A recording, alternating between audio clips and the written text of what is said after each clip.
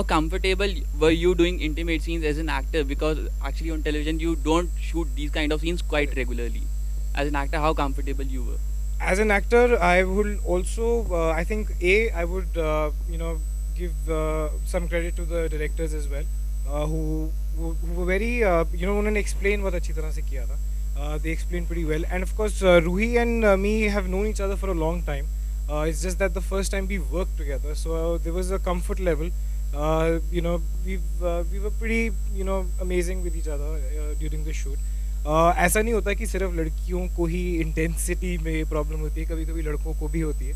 But I think she was great, that's why you can see the result.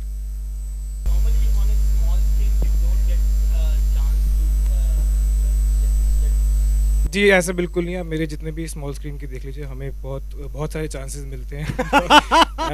Well practised, well rehearsed sir.